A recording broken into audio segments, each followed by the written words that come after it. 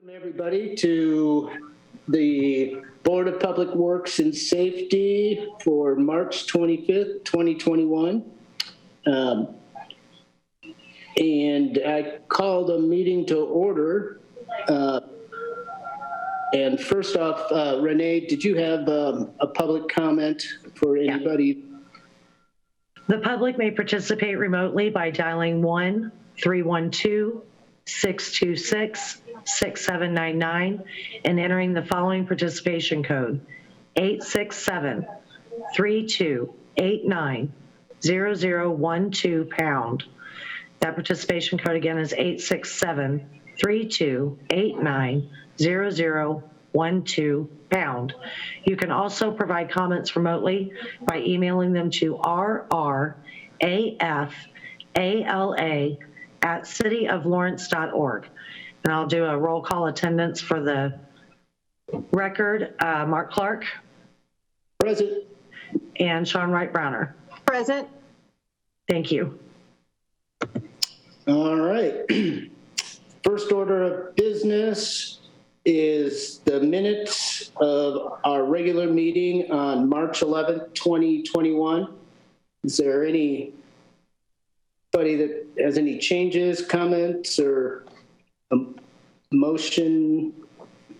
And do I have a motion to approve them? Motion to approve. And I second that motion. By roll call vote, Sean Wright Browner. Aye. Mark Clark. I approve. All right. We have a motion to approve the meeting minutes for March 11th. Next order of business is unfinished business.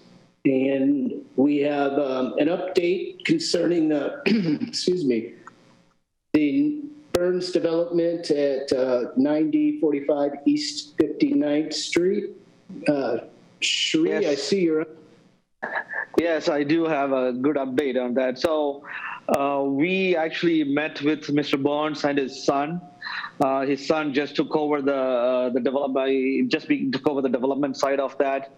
So we had a very good meeting, in-person meeting at DPW. We helped him understand what some of the concerns are. They are very responsive. They already cleaned up a lot of stuff that was in the letter. And Indianapolis itself, they sent an inspector out there. Code enforcement DMD did send a zoning inspector out there. And per Indianapolis zoning, the only violation they had was just the enclosure, not having an enclosure at the dumpster. That was the only violation for Indianapolis. So in effect, Mr. Burns only had to fix that one. But they are working to fix that one. They hired the same contractor that's going to fix our enclosure, and they're going to fix their enclosure same time as they are fixing ours.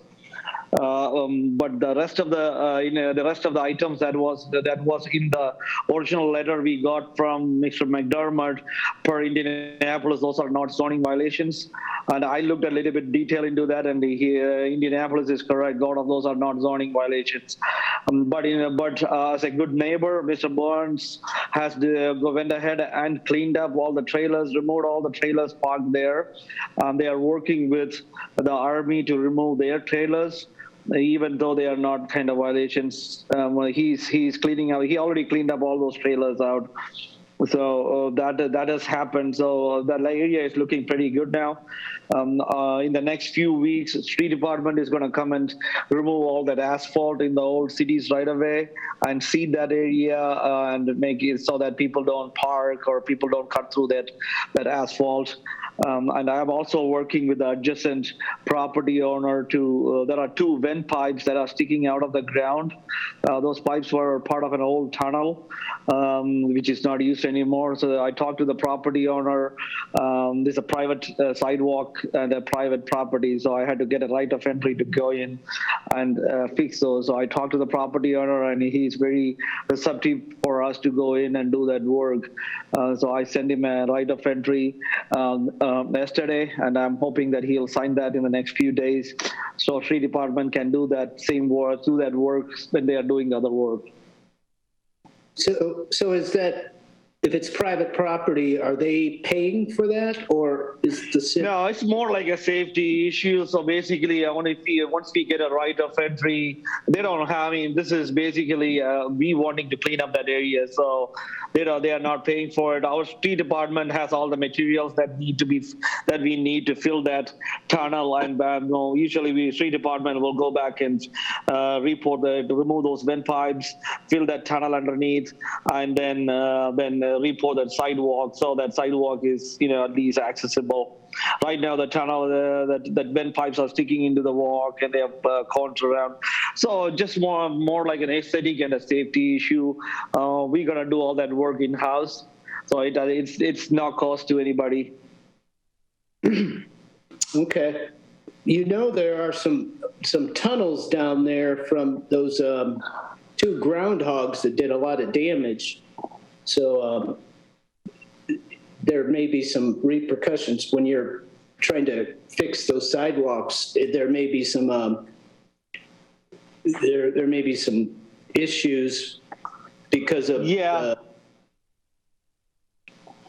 I think we are gonna remove a major piece of the sidewalk, like a whole section of sidewalk, and remove backfill the whole tunnel.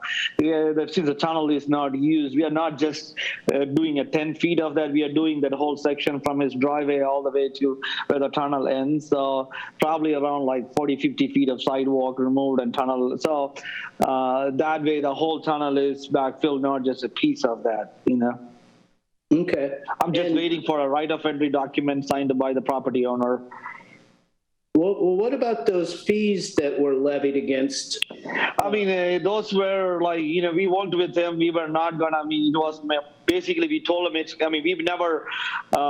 we never said it's gonna be the final fee. We assessed that fee, but at the same time, Burns came back and worked with us to fix that. Just like I said, some of those fees might not be even valid because for Indianapolis, those are not violations at all.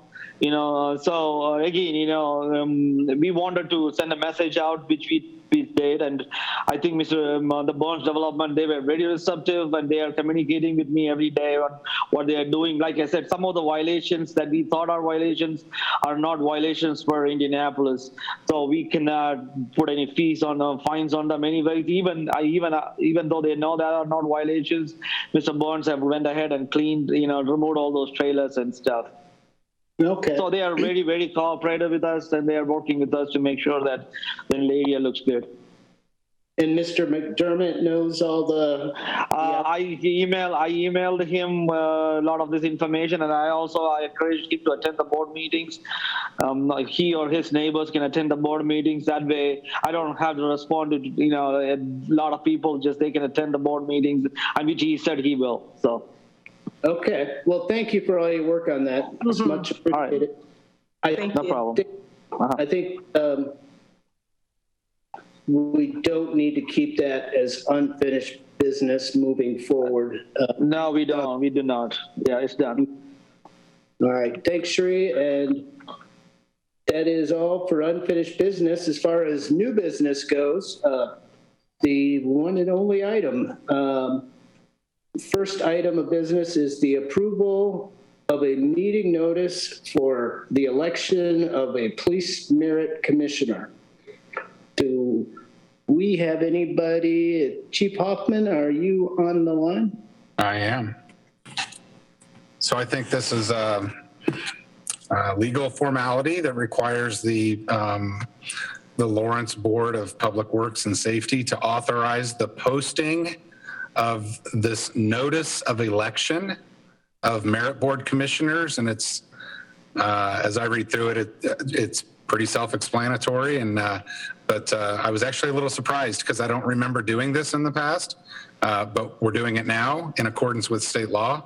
So I'm, as the agency head, I'm requesting that this board approve this notice of election for merit board commissioners. And once if approval is given, we will post this notice in accordance with the details contained within. Okay. Yeah, and I guess, yeah, I don't think I was on the board when we initially approved the initial edict or whatever you want to call it, so. Sure. I spoke with Erica Schneider about this. As you know, she's among the most well-versed and educated on these very specific requirements, and she doesn't remember doing one either. So if we haven't done it in the past, maybe we should have been, but I'm glad we're doing it now. So there you go. Okay. Well, thank you, Chief Hoffman, and it's late, but I actually was waiting to get my dentist appointment and read the article in the Indianapolis Monthly on the Lawrence Police Department, and that was a nice article. Yep, we're very proud of everything. Yeah. Any questions from the board members? No, I do not. In that case, do we have a motion to approve? Motion to approve approval of meeting notice for the election of a police merit commissioner. And I second.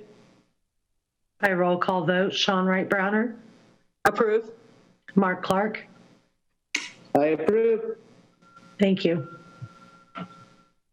All right. It looks like that is the end of our business for this this meeting. Any comments from the administration? Mr. Clark, I had a question about the, have we made any movement on the e-signature? No, not yet. I think we just got a new attorney. So Caitlin is, I think she's pretty swamped with some of the stuff that was already sitting on her desk. So I haven't pushed that much to her yet. But I think eventually in the next month or so, we will work on a board action item to have e-signatures. I think we might have to work with other boards because it has to be individual. Boards have to approve it. So I might have to talk to the administration and mayor and Jason and see what they want to do and how they want to roll this out.